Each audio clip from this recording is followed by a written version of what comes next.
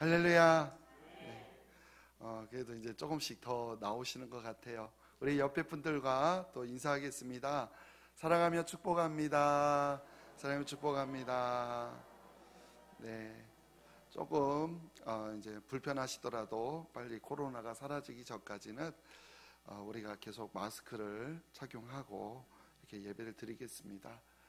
불편하시더라도 그렇게 좀 협조해 주셔서 혹시라도 교회를 통해 전염이 된다 해도 여러분 스스로가 마스크 착용하고 손 소독 잘하고 하면은 거의 그 전염을 막을 수 있으니까요.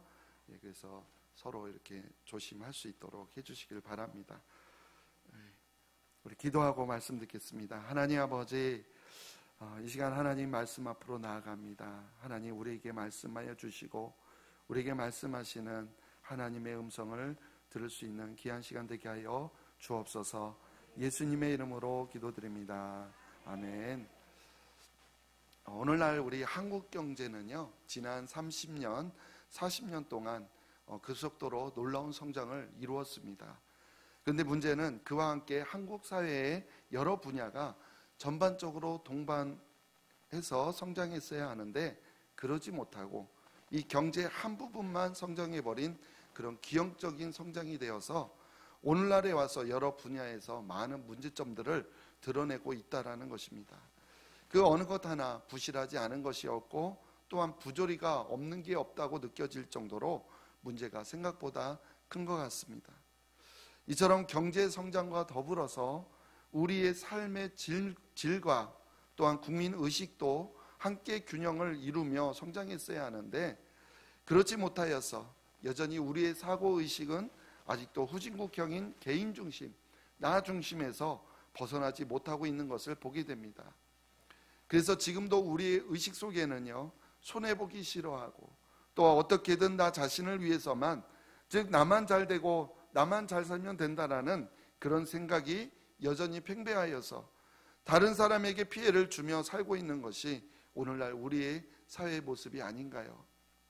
한마디로 말하면 정직하게 살면 손해본다라는 것이 우리의 생각을 아직도 지배하고 있고 또한 이것이 바로 우리 사회의 현 주소라는 것입니다.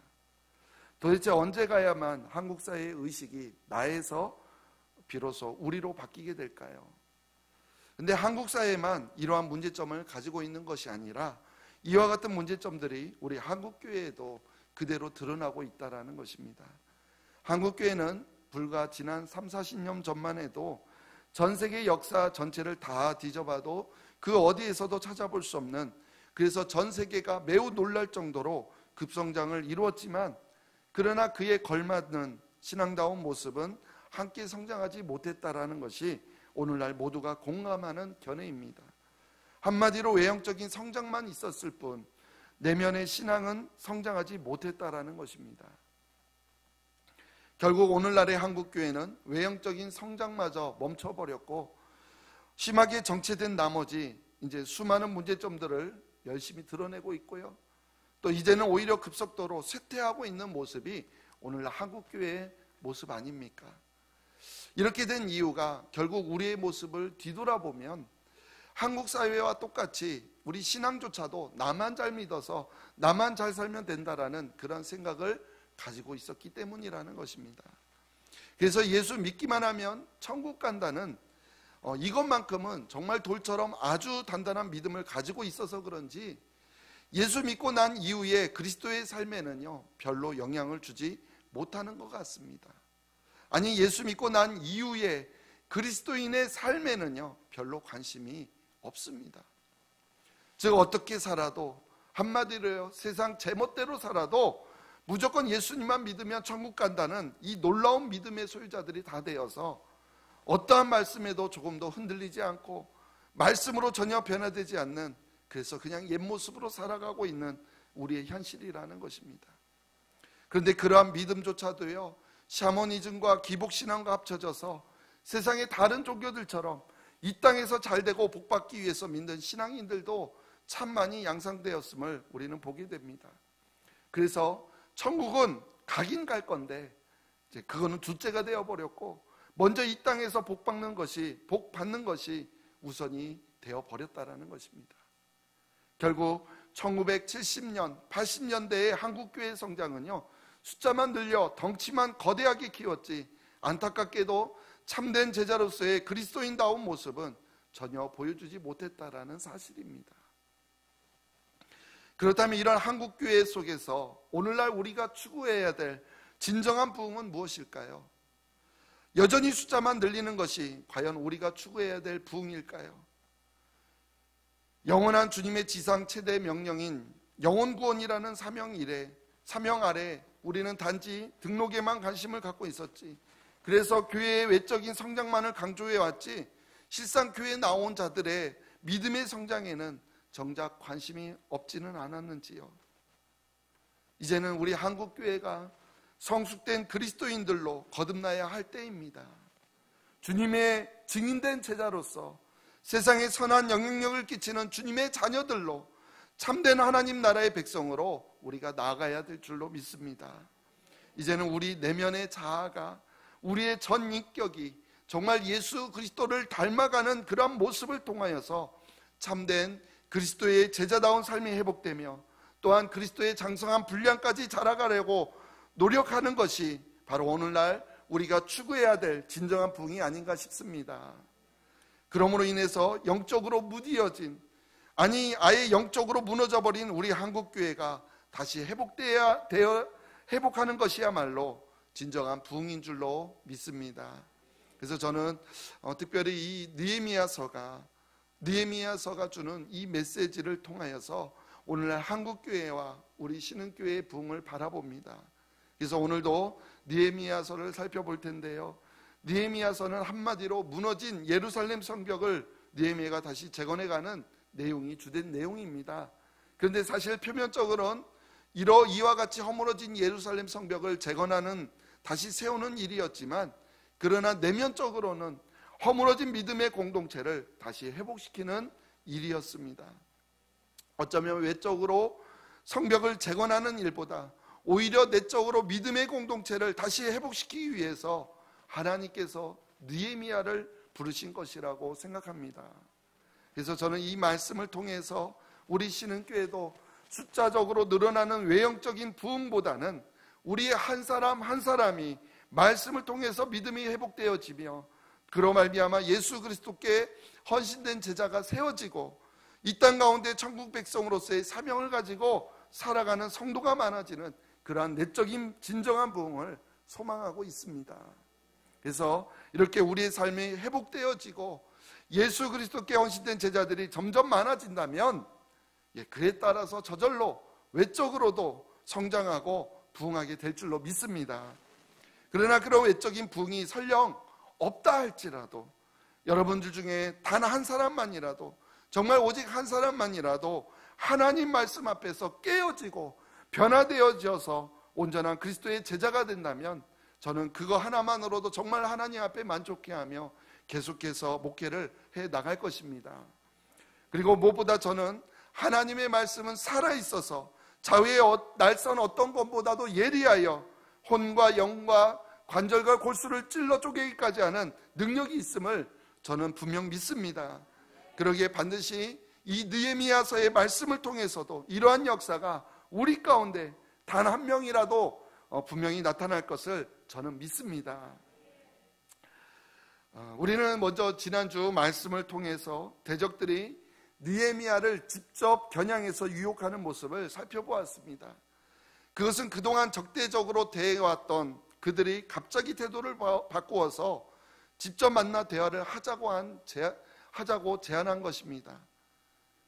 느헤미야는 지금까지 성벽 재건 공사를 하면서 수많은 문제들을 겪으며 왔고 지금도 대적들 때문에 힘들게 공사하고 있는데 바로 그 대적들이요 이제는 대화로 해결하자고 하니까 이 제안이 어쩌보면 느헤미야한테는 둘도 없는 좋은 기회처럼 보였을지도 모릅니다.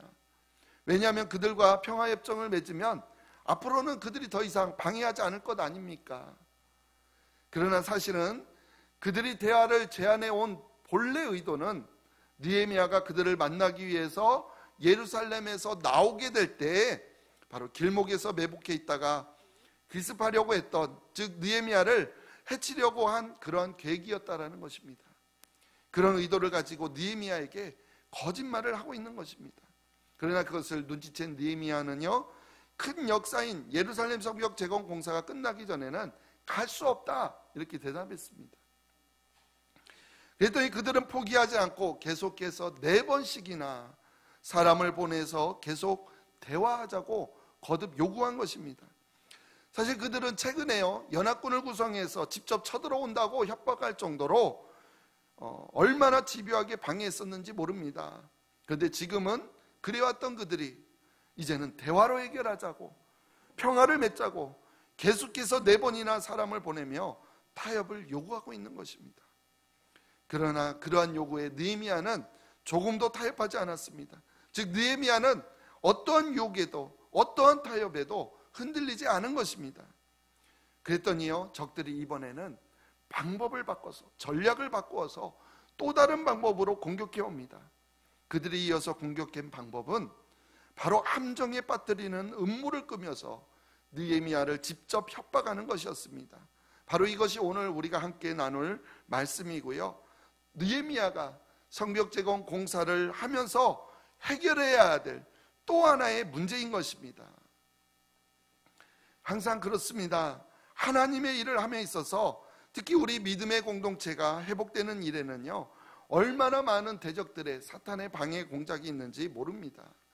사탄은요, 우리 귀에다 대고 편하게 살라고, 편하게 신앙생활 하라고 날마다 속삭이며 유혹하고 있습니다. 하나님의 일을 하더라도 적당히 하면 된다라고 유혹합니다. 그러나 거기에 타협하면, 우리는 타협하는 순간 우리 믿음의 공동체는요, 결코 온전히 회복될 수 없습니다. 그뿐만이 아닙니다. 대적들은 오늘 말씀처럼 음모를 꾸며서라도 믿음의 공동체가 회복하는 일을 어떻게든 방해하려고 한다는 것입니다. 자, 그렇다면 느헤미야는 이러한 문제들을 어떻게 해결했는지 우리가 오늘 말씀을 통해서 함께 살펴보겠습니다. 먼저 오늘 본문 말씀 5절 6절 말씀 읽어보겠습니다.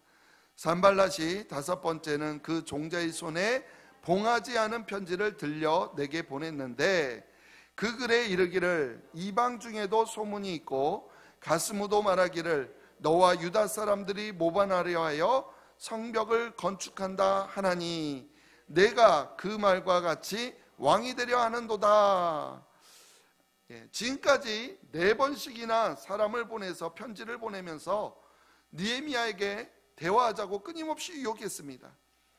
그러나 변함없는 일관된 마음으로 모든 일에 가장 우선시했던 성벽 재건 공사에만 전념하며 적과 타협하는 모든 대화를 일체 거부하는 그런 반응을 보이자 대적들이 이번에는 어떤 편지를 보냅니까? 봉하지 않은 편지를 보낸 것입니다. 편지를 봉하지 않았다라는 것, 무엇을 말하는 걸까요? 편지를 봉하지 않았다라는 것은 누구나 다 읽을 수 있도록 했다라는 뜻입니다. 즉 편지를 전하는 사람으로 하여금 일부러 읽게 만들어서 소문이 나게 만드는 것입니다. 그럼 그 내용이 무엇이었을까요? 봉하지 않은 편지의 내용이 무엇이었을까요? 바로 느헤미야가 유대 사람들과 함께 성벽을 건축하고 왕이 되려고 하는 모반을 꾸미고 있다라는 소문이 여기저기 돌고 있다라는 바로 그런 내용입니다. 그들은 심지어 느헤미야가 선지자를 세워서 유다의 왕이 있다 이렇게 예언하게 했고, 그래서 이 말이 바사 제국의 아닥사스다 왕에게까지 전해졌다라는 그런 소문이 돈다라는 것입니다. 그게 7절 말씀이죠. 7절도 읽어볼게요. 또 내가 선지자를 세워 예루살렘에서 너를 들어 선전하기를 유다의 왕이 있다 하게 하였으니 지금 이 말이 왕에게 들릴지라. 그런즉 너는 이제 오라 함께 의논하자 하였기로. 아멘. 그래서 이런 말이요, 바사 제국의 아닥사스다 왕에게 들게 되면 내가 정말 곤란해질 테니까 지금 당장 만나서 그 문제를 함께 의논하자, 이런 내용인 겁니다. 무슨 말인지 이해가 되십니까? 다시 말씀드리면 지금 느헤미야 네가 유다 사람들과 함께 모반하여서 성벽을 건축한다라는 그런 소문이 돌고 있는데 정말로 네가 왕이 되려고 하는 것이냐? 게다가 네가 선지자를 세워서 유다의 왕이 있다 예언하게 했다고까지 그런 소문이 돌고 있는데 그 말이 왕에게까지 들어가려고 한다. 그러니 너는 빨리 와서 이 소문이 왜 퍼졌는지 확인하고 빨리 수습해야 될 것 아니냐. 바로 이런 내용인 것입니다. 결국 있지도 않은 이야기를 꾸며서 그거를 편지에 적고 그것도 봉하지 않고 보냄으로 인하여서 오히려 그 편지로 그런 소문을 만들어 퍼뜨리는 것이고, 그래서 그것을 통해서 느헤미야를 함정에 빠뜨리려고 했던 바로 음모라는 것입니다. 아닥사스다 왕은요, 바로 느헤미야 자신이 술관원으로 모셨던 왕입니다. 그런 그가 지금 왕에게 특별한 은총으로 허락을 받아서 지금 예루살렘에 와서 성벽을 재건하고 있는 것인데, 그 성벽을 재건하는 것이 그 왕을 직접 모반하고 배반하고 스스로 왕이 되어 반란을 일으키려고 있다라는 것입니다.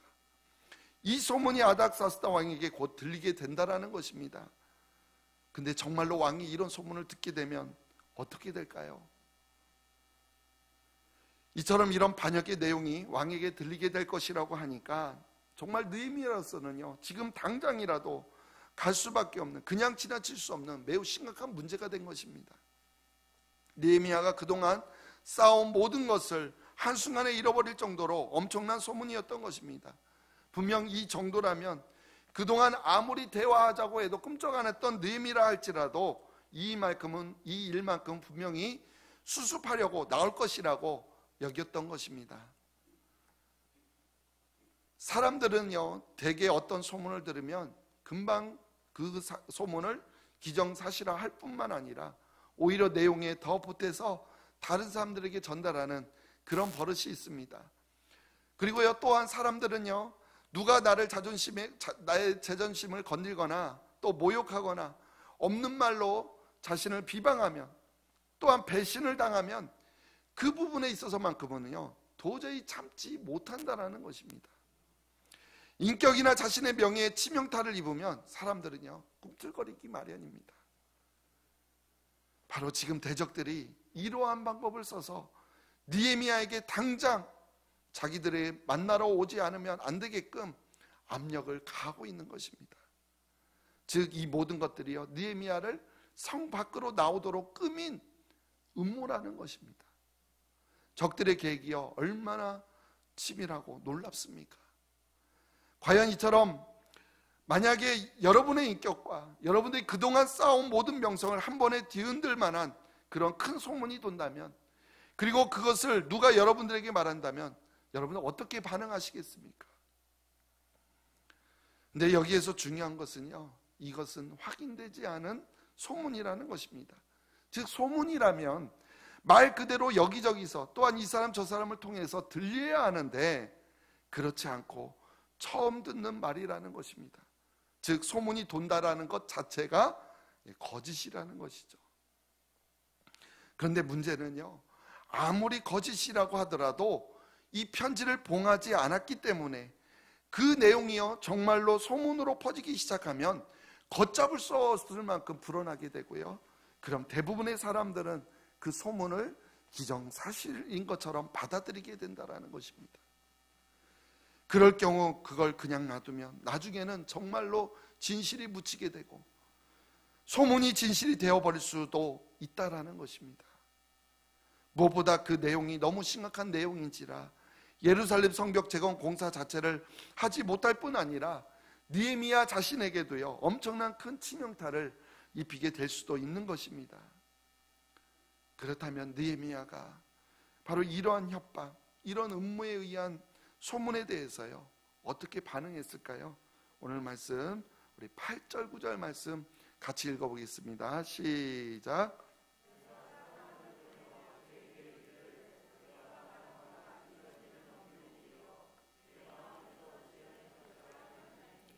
이는 그들이 다 우리를 두렵게 하고자 하여 말하기를 그들의 손이 피곤하여 역사를 중지하고 이루지 못하리라 함이라.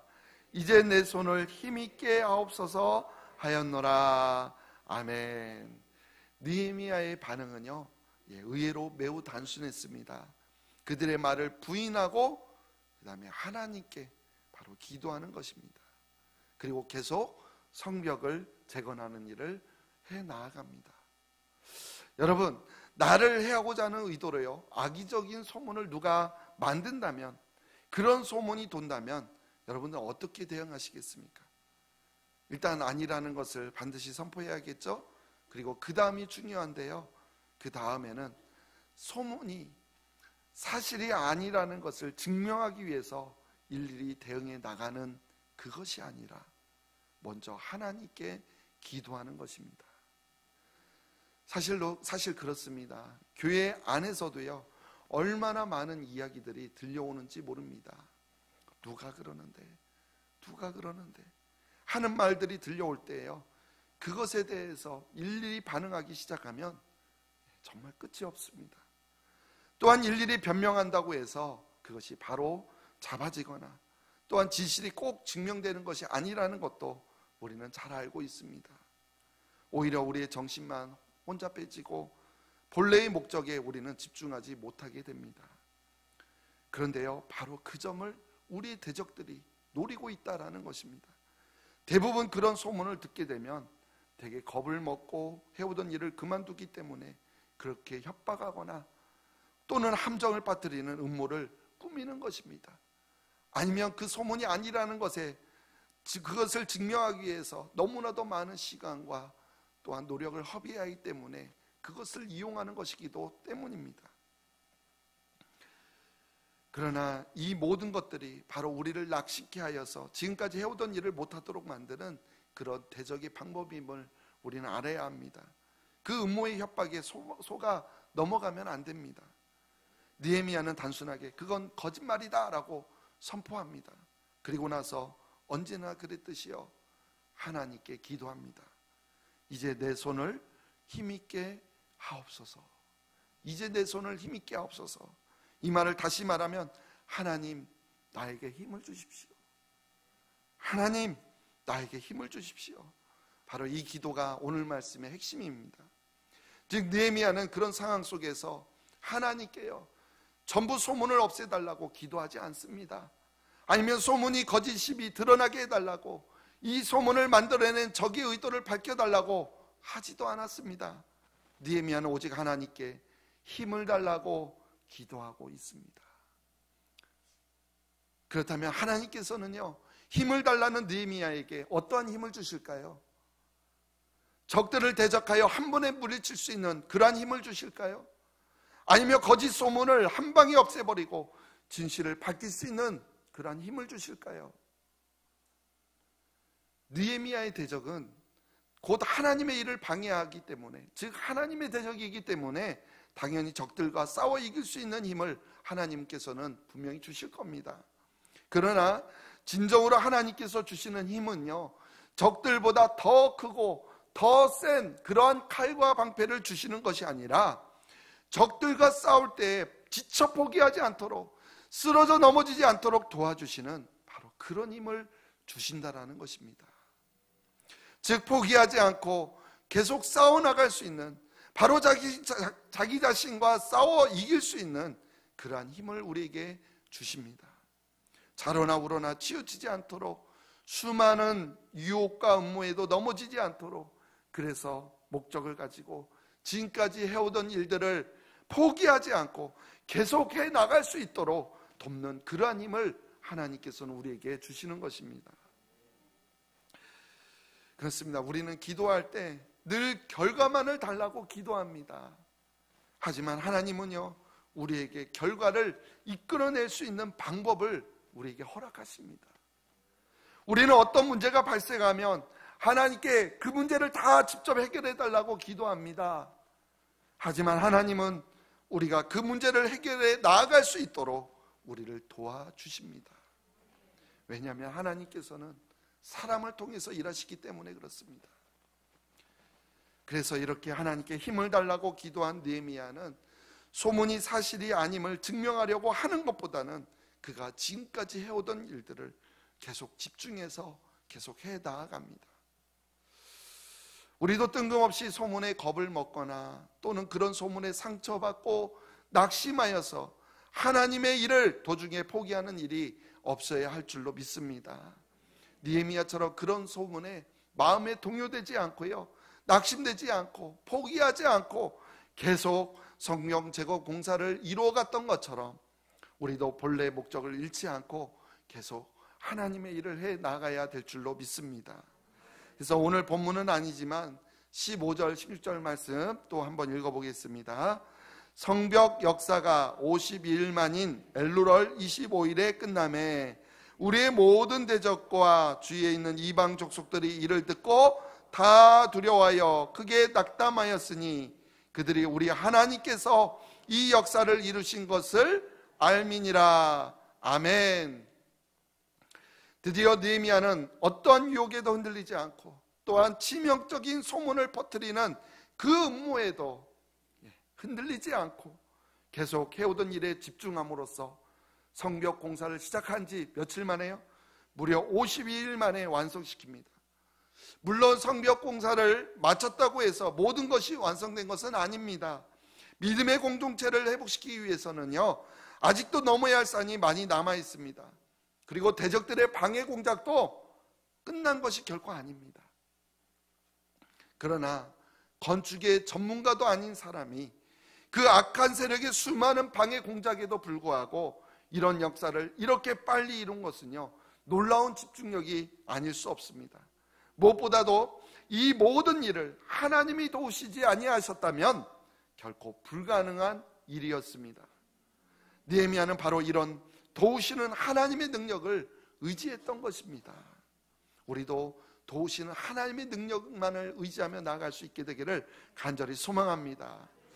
한번 보십시오. 하나님은요, 예루살렘에 거주하는 수많은 유대인들을 다 놔두고요, 먼 이방 땅에 살고 있던 느헤미야를 불러서 예루살렘 성벽 제거 공사를 이루게 하셨다라는 사실입니다. 왜 예루살렘에 사는 그 수많은 사람들 놔두셨을까요? 또한 느헤미야도 그렇습니다.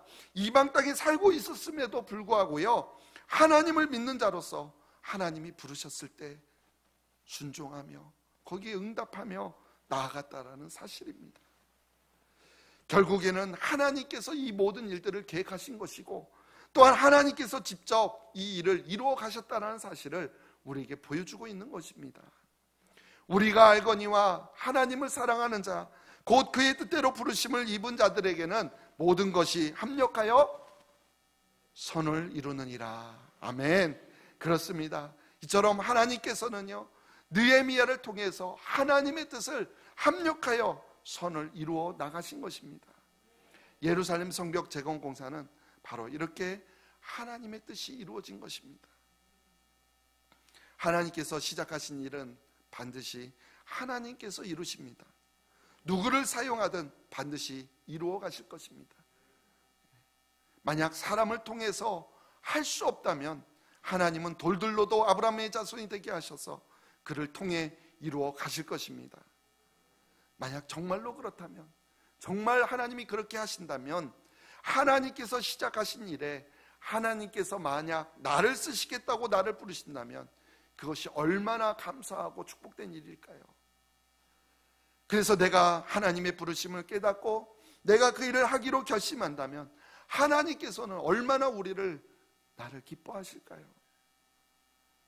그래서 우리가 하나님의 소명을 깨닫고 사명을 이루어가기로 다짐했다면 이제는 반드시요, 어떠한 유혹에도 흔들리지 않고 어떠한 치명적인 소문을 퍼뜨리는 그 음모에도 흔들리지 않는 그러한 믿음으로 나아가시기를 간절히 소망합니다.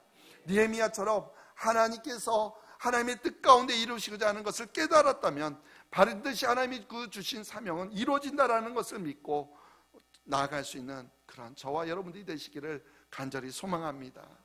저는 분명히 믿습니다.